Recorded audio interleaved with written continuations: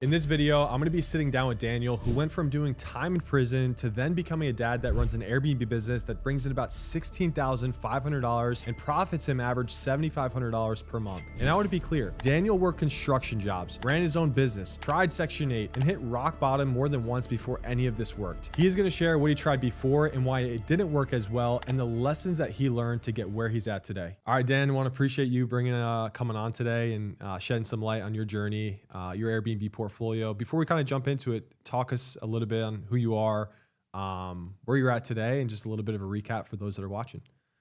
My name is Daniel Caceres. I am a professional real estate investor officially now. Before I started doing Airbnb or short-term rentals, I was involved in doing Section 8 rentals and did a couple fix and flips as well.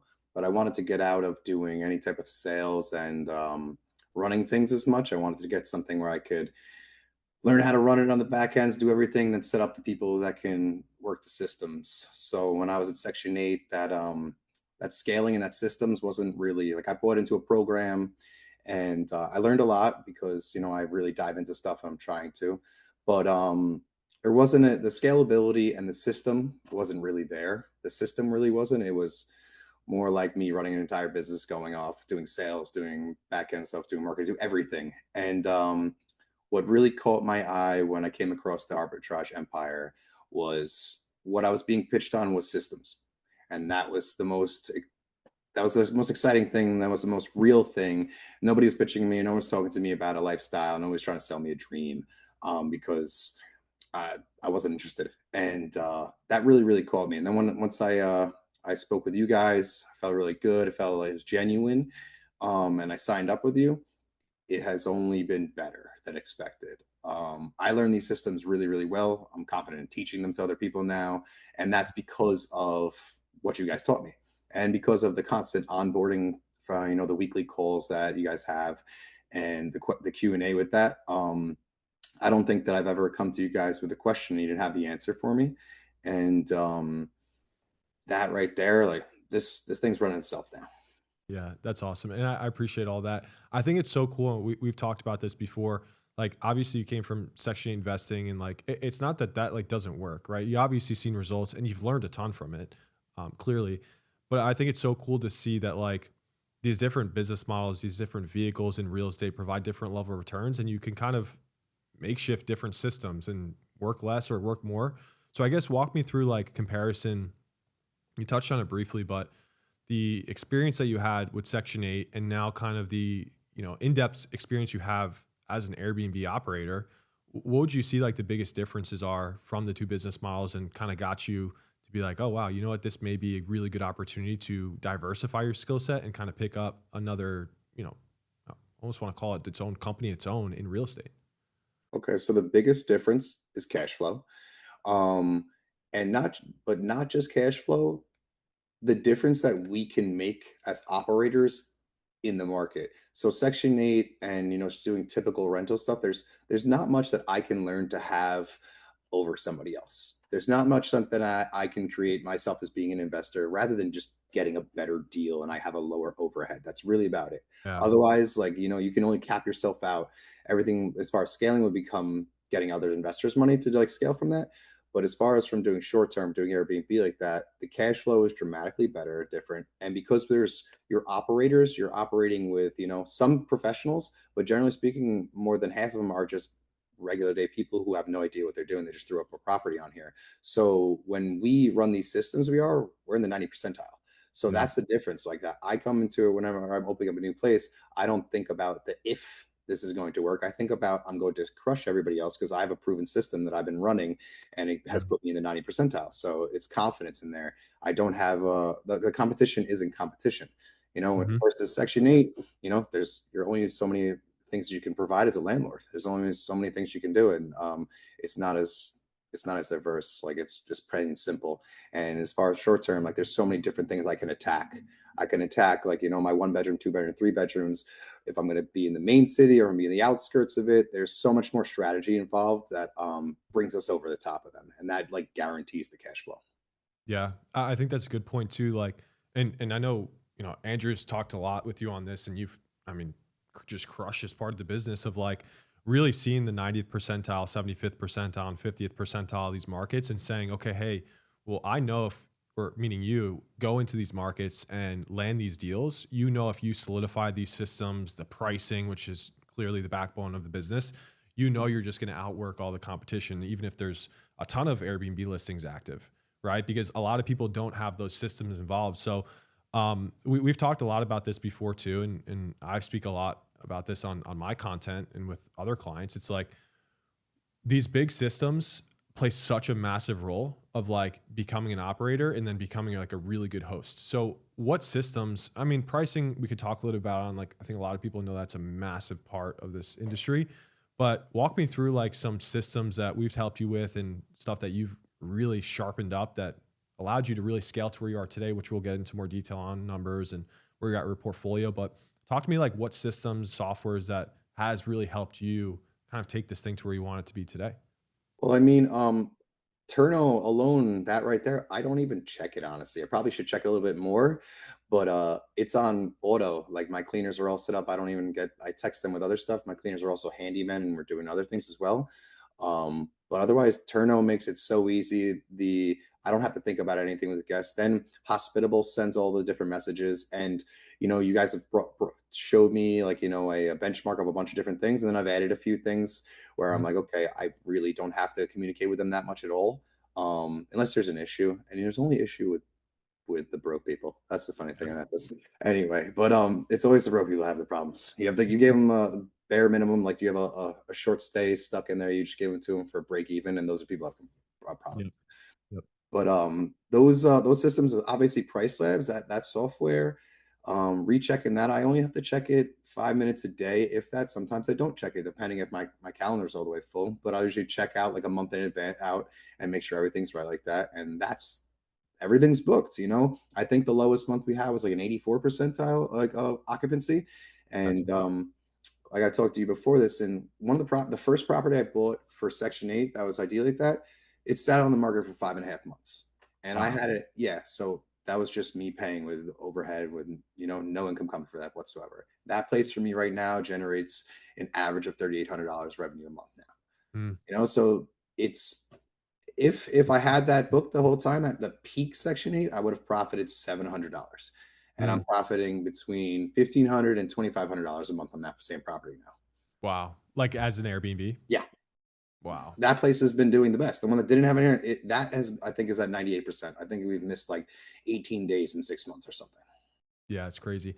I give you props because there's some like I remember our first call and I knew how savvy you were as an investor already. And I'm curious to go back to like how you're feeling because I think you were one of those people that like you knew that you would make this work regardless. Like you would find a way to get it done. And that was very easy to pick up just on your personality, which is a massive trait. So cool to see. Walk me through like your first booking with the first property and like actually seeing, oh wow, like these systems do work. Like walk me through like what was kind of going through your head with your first property and then like kind of comparison to like where you are today. Cause clearly you've been scaling pretty quick, right? So walk me through like that first thought when you were first getting bookings with that first Airbnb. So I'm trying to remember if we did the Arizona ones before I switched it over to the St. Louis ones that already own those properties, Mm. because I'm not sure which one I got launched first, but was within 3 hours that I got booked for a week. Wow. And yeah, that was immediately. I don't think I launched one at a time. I think we did four in one shot. I did three in Arizona, and I did, I did, I did five. I did two in St. Louis as well. Yeah. So and they weren't the same second.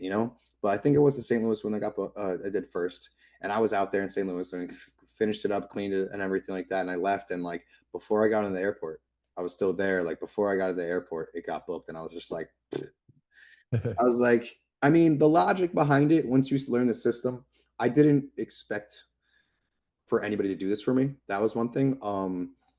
I knew that I was going to have to learn the system, and you guys gave me all the answers. So I was like, okay, this is great. It's going to work like this. And I was just like, it makes total sense. We're starting. We're going to put our pricing down to get people to book in like that and give us 5-star reviews and get up. I was like, then it was the most sound plan there is. Like I'm so excited for launching now. Like we're doing, I think it might be this week or next week. I have another place in St. Louis before the one of the ones that Nice. was Section 8. They left without telling us. Mm, Section 8 just left 2 months ago. So I wow. found out like weeks after, and that one's going to be going live next week. I love launching because I know they're going to come in right away, and Yeah. I'm just like I can't I that's like such an exciting fun part where I'm just like okay book book book book, and I'm just like okay now I know I'm back. This is at the top of it. Now we have 85 reviews as Mhm. Airbnb hosts for super hosts, Yep. and that feeling's it was a game changer Mhm. because no matter what, I know I'm going to succeed, whether it's this or that. And I told you interviewed like four different companies that were doing similar things, you Yeah. know, but they weren't. They were still selling lifestyles. They're still selling dreams, and they weren't selling this niche of corporate housing necessarily. They were selling more vacation and experience spots and things like that. And that that's not appealing to me at all. The everyday worker that's not going to go away, that was much more appealing. These traveling nurses, these traveling work crews, almost everybody that books my places is a work crew, and Wow. those work crews are never going away. No matter how much AI comes out or whatever, you're going to need these people doing the labor, and they're always going to be needing have this. So that's where I get excited now. I only think about the short term. Like I have a couple of multi units, and there's a couple of them that are still Section 8, like in there. But I know that Mhm. as soon as they leave, I'm turning it into a short term. Like that's Yeah. how I look at it. What's your like, what would you say your process is on like, I almost want to say scaling quick, but like talking to these landlords, because this is where a lot of people do struggle. And that's like a big reason why us now, we do have the done free aspect of like, hey, we will get you your first property. Because once that first door opens up, it's like, you're kind of home free. There's a lot more that come after, whether it's landlords or apartment complexes. What do you think's helped you so well? I mean, clearly you know how to talk really well, especially building the relationships and as a real estate investor, regardless. But what do you feel like's really helped you from like going from one property to where you are now? Which again, we'll get more granular on how many units you have. But what do you think's really helped you? So what you said was you know that do it for yourself thing. It wasn't a unit. You gave me a relationship, Mhm. which was so valuable. And I know you guys have like up pricing since then. And I'm like, you should because this was such a thing where like, okay, I can go get one unit with this person, and I'm going to be working with them now. You've already stepped aside. You might still work with them for other clients, but I didn't just get a unit done for me. I got an entire relationship that was okay with something, which I've done my own market research and gone into other markets and done 65 calls and gotten no's. Wow. I gotten so nonstop no's for certain things. So I realized how valuable that is. And Mhm. that right there is a game changer because the property manager that I met in Arizona like that, she's connected to other property managers. Her son is a property manager in a bunch of other complexes. So Yep. whenever I want to scale with that, I'll be the first on the list because we always pay on time. We're the best landlords. I mean, the best tenants that they have because we're also our landlords and we understand how it operates. So Yeah. that right there is the biggest. That's the biggest thing that you guys did for me in that sense because I can scale with that now as much as I really want to in that market Yeah. at least. It's so funny because it's the same thing, like, it goes hand in hand even with the cleaners, right? Like, your cleaners Yeah, are, like, kinda handyman, yeah, or they know other cleaners that do well, right? Like, I harp on it with so many people, like, for me, like, when I scaled my first year from 1 to 8 properties, like, so fast, and glory to God, like, I got approved for a lot of 0% interest credit. That's what I did allowed too. me to, like, rip really quick, which we'll talk about with you too in here in a second, but like, that's where people go wrong. They don't understand, like, you really just need one yes, right? Because you could take multiple For properties real. from one relationship. And like I say it all the time. Like, if you want to go fast, you go alone. You want to go far, you go together. And that comes from relationships, right? That's why a lot of people are harping on networking and building relationships, right? Because that goes a long way. You never know what can come to you, what doors can open up. So I wanted to hear your take on that because I know that's Yeah, like, it's also a reference too. It's not just a relationship. It's like now, like I can give you this reference. I've already worked with other property managers who are this. They hear from them how this works out. It's a super strong thing. I never want to go do business with people for a one sale at all. I don't want to do business unless I'm going to have a relationship with them. And I tell all my people that my cleaners in St. Louis, I got them from being furniture assembly. I yeah, went to Thumbtack, they were furniture assembly, and I was like, listen, do you do cleans too? They're like, yeah, we'll do that. And I was like, all right, well, listen, you're gonna go on Turno now. And now yeah. they operate a whole business just off Turno. They have a bunch Wow. of cleaners doing that. They didn't even know it existed. They do Wow. other stuff, they do handyman stuff, and they do everything for me. That's a great team I have. That's And yeah, awesome. the relationship part is the most important thing, and you giving us a relationship, it was well worth the money coming through the door. Love to So hear. Love to hear. Walk me through on like your history and like your journey on like the 0% interest, because I know you've leveraged a little bit on that too, which is like the biggest leverage in this business, OPM, right? Banks money. yep. Walk me through your journey on that, like the access to capital you got to. I mean, I'm sure you're still using that to scale today, but walk me through a little bit on what that looks like on your end. So every single person here, that whoever's listening, watching, this is going to be probably a short clip on Instagram at one point like that, and you see a million of these a day. Yeah. You see a million of these little clips like that, and I kept seeing 0% interest credit card ads from streaming at me. So I was like, okay, let me dive into this. Hit Mhm. up Claude and we talk and we find out all the different issues of it. I'm like, okay, let me figure out exactly how to make my process work the best. And I went credit start stack myself, and I credit stacked 80K my first time doing it. And I Wow. was like, boom, I bought two houses with that money. You Mhm. know, I bought that amount of money, and I started paying it back right away. But now like I'm about to finish paying off all of that, and I'm gonna go do a round for a quarter now. Nice. And also, like I said, OPM, I haven't been selling or marketing myself to scale this because I've been doing a lot of stuff hands on like that, and it's just been working. And I've been managing my workload with life and balance and everything. Mhm. But the duplex I just bought in St. Louis, none of my money. That was complete investor money because people kept coming to me. So I finally took on somebody who had faith in me a long time ago and lent me money. And they Mhm. were like, "Hey, listen, you see you're doing great. Let me get involved." So I allowed that person to come in like that. So that's how I foresee when I want to scale. I have a ton of people who have been watching me from the outskirts, seeing what I want, and they want to get involved. So Wow. when I have the time and I want to scale like that, I can just So go ask. you're not even like you've obviously used 0% interest business credit cards, but you're also like using other people's money, like Yeah, OPM, like for naturally, not sure. even just the bank's money, but on top of like investors type thing. Yep. That's awesome. And yeah, I honestly, I'm waiting to have, I don't know what it is, to have a certain amount in my portfolio, a certain amount of income where then I can focus on purely scaling, because that's what I think I'm going to do, and then just go get a ton of other people's money. And I'm Yeah. not going to just do the short thing. I'm going to buy and do maybe a little bit of destination place where I might want to go when I'm not like working. Yeah. Mhm. And that's a good point too, because we don't have to talk too much on this, but a lot of people think of Airbnb and they think of those touristy destinations, right? Like vacational Mhm. houses. And I tell people all the time, especially like inside our group, is the people that come to us and they say, "Hey, listen, I want a 4 or 5 bedroom house because I do want to make five, six, $7,000 a month," which is possible, right? But it's it fluctuates so much because those target audience that you're serving, tourism, vacationers. And to your point, is like that's exactly what I do. Like I rather buy the Airbnbs, the short term rentals. Yes, I'm not going to buy a 1 bedroom or 2 bedroom to serve a travel nurse. I'm going to buy the vacational side. Like I rather own those Like properties that. because if you want to travel to them, you can. Like you own them, you get the cost segregation, and you also carry over the skill sets of being a short term rental host with Airbnb, whether it's arbitrage to owning. So that's a good point you brought up. For sure. That's one of the goals that we have. That's when I was going to bring in more of the investor people, because a lot of my friends do well, and they're asking me, and I'm like, well, I don't want to, go get. I want to give them something sexy, in all honesty, because they want to take their family there and stuff. So that's when we're going to look into certain markets like that. But off the bat, like my place is in St. Louis. I don't want to go to St. Louis. They're not the most amazing neighborhoods and nicest places, but they're necessary. There's a low demand. There's a high demand with a low supply there. Um, I can open up 20 more in St. Louis, and they'll all do just as good like that. And no, you're not opening up a huge place there and having people come there that often and making a ton of Yep. money like you would. It's just not going to happen. Yep. Yep.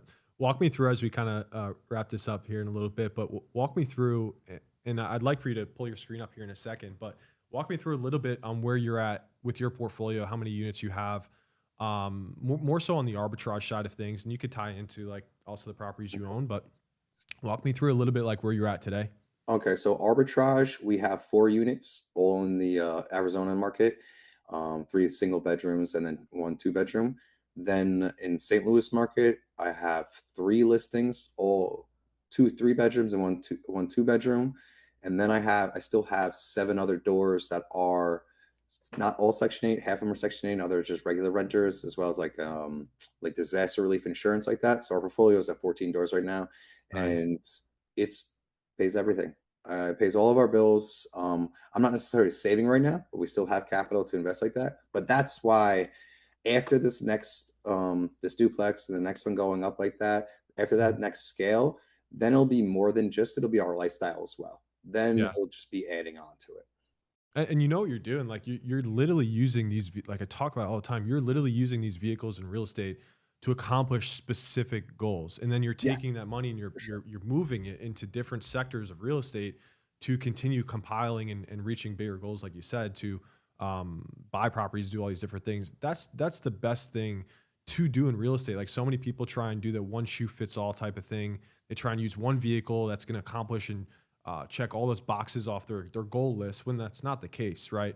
People tell me all the time, it's like, well, when are you going to start buying properties? Like, I'm in the process of doing it, right? But Mhm, it took me time to get here to where I can go out there and maybe buy 5 properties this year if I really wanted to, rather than the next decade, right? Because mhm. it costs a lot to put down a down payment. So it's just so cool to see, especially other people using these different vehicles in real estate to basically almost like align with those exact goals that they want to accomplish. That's exactly what you're doing. It's amazing. So exactly what you said. So we just like telling you before the call that my wife just got a new CLE AMG Benz, and before she got that, she was like, "Can we afford it?" I'm like, "We're going live next week with this property that's going to make us $1,500 a month. That's our, it's less than that the bill." So I was like, "That's exactly where it is." And then with the duplex that we're remodeling right now, as soon as Mhm. that's done, it's a refi, and that's going to give me a lot of liquidity, and that's when I'm going to do a bunch of arbitrage in a new market.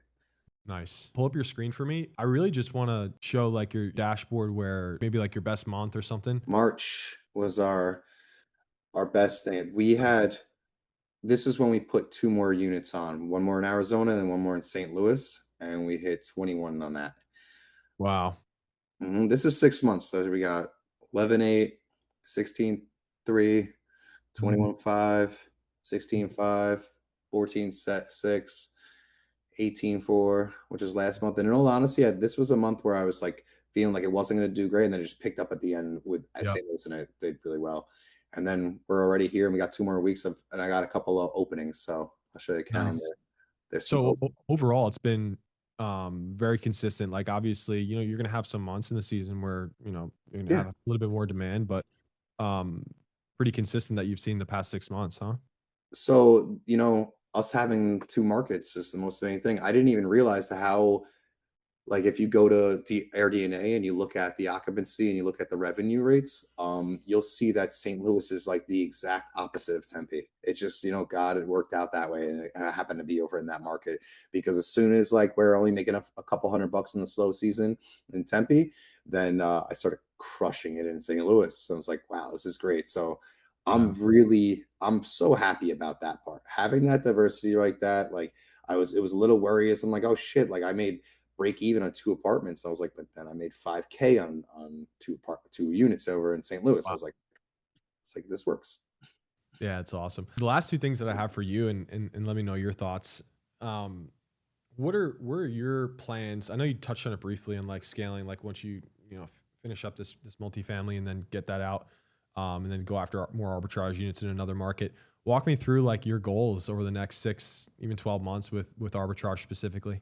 All right, so time has been flying. It's like already in middle of July. So, like I Yeah. said, right after we refinance this duplex or get out, we're gonna have a lot of liquidity from that, and I'm gonna go into a new market, more than likely Wilmington, which I found on my own, and then I hit up Andrew and found out that you guys are in there as well. It's a great market, and it's Yeah. completely opposite of Tempe. Um, so we have 14 doors right now. Mhm. Two more when those two go live, that'll be no, when those three go in St. Louis go live, that'll be 10 that are on short-term rentals.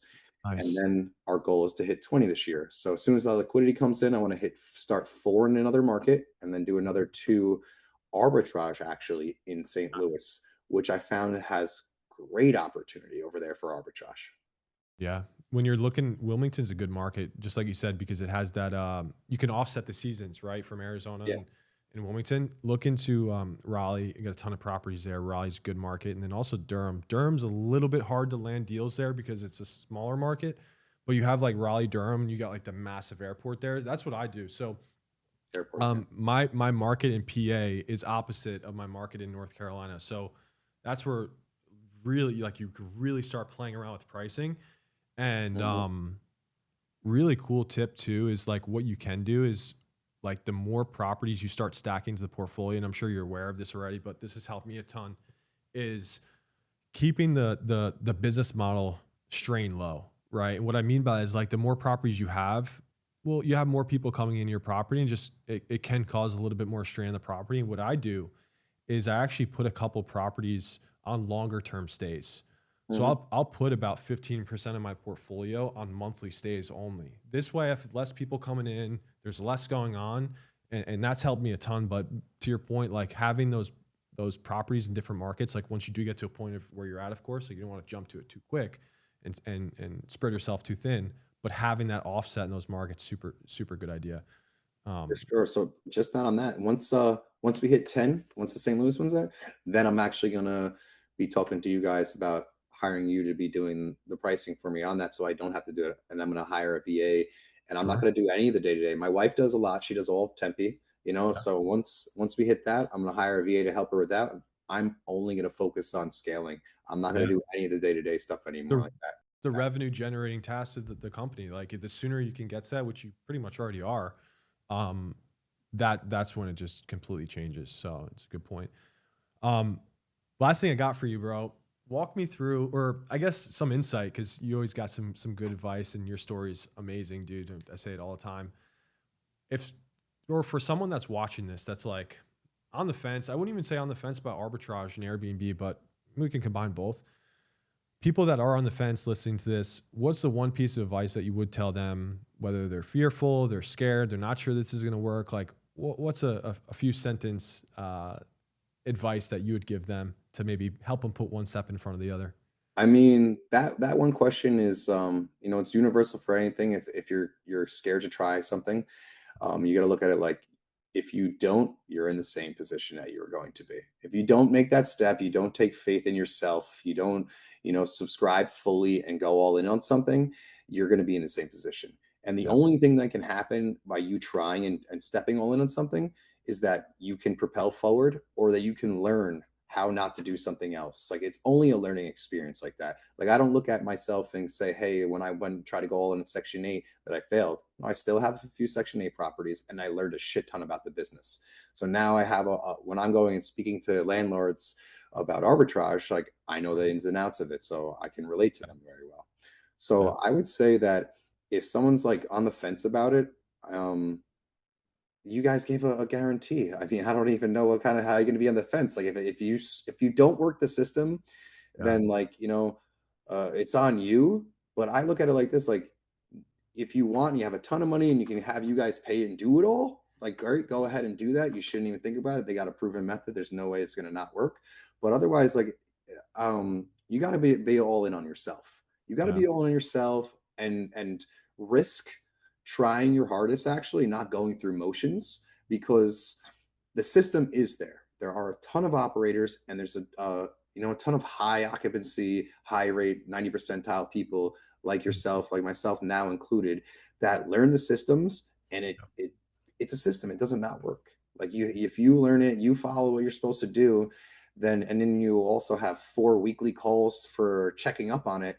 You can't fail unless you're one of those people that just throw something at the wall and then like walk away from it and expect it to stay there. You know, Yeah. like I work, but now that I have scale like that, I don't work that much. I work 4 to 5 hours a week right now. I golf a lot. Yeah. So Yeah. like, You got to and get out there on the course.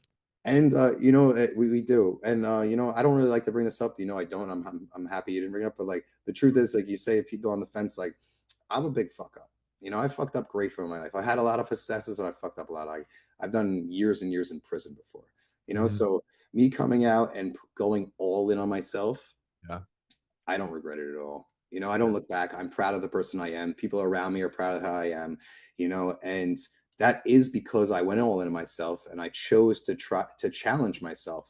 Sure. And if I can come home from prison in debt with nothing to my name and I can learn some systems and then, go buy my wife a new AMG and Yeah. we can go on vacation and golf 3 times a week, you can get by. Whoever you are, you can get by. No, you might not see that success that fast, extremely, but why couldn't you? I Yeah. was I'm an ex-con. Mhm. That's amazing. Yeah, you got a great story, bro. It's truly remarkable and it's awesome. But I think it's really good stuff, and it's just it's amazing to hear from somewhere where you came or where you came from to where you are today. And it's like people have so much better. I mean, like I'll be completely frank. Like I had my own pitfalls and downfalls, but I didn't come nearly remotely close from the like trenches from where you came out of. And to see you pull yourself out and get to where you are now, still young, like it's just incredible. So major respect to that. But listen, I really appreciate you coming on today and shedding some light on your journey and like how we've helped you, of course, but also like give yourself a pat on the back. Like, even though we've, helped steer the boat in the beginning, like you took yourself to where you are now. And like you've sharpened the knife to get to your portfolio and carry over your skill sets. Like you've developed that stuff. So give yourself a pat on the back. And I just want to thank you for coming on here and shed some light on your journey, man. I want to thank you guys for putting a genuine product out there, for really being there for people and not just selling a course. People can go and sell an AI course. You can go sell some shit like that, but you guys really are extremely proud and of your company, and you represent it really well. And I'll come on and help in any way, anytime I can, because I'm really grateful for the systems you guys put together on that.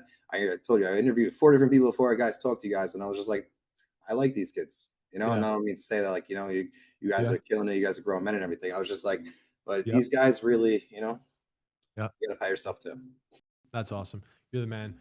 Appreciate that. If you're sitting in a similar situation as to what Daniel was in, we will do a strategy call with you where we're going to ask you questions about your situation and go through what it will take you to get your first property live. For more information, check out the description below.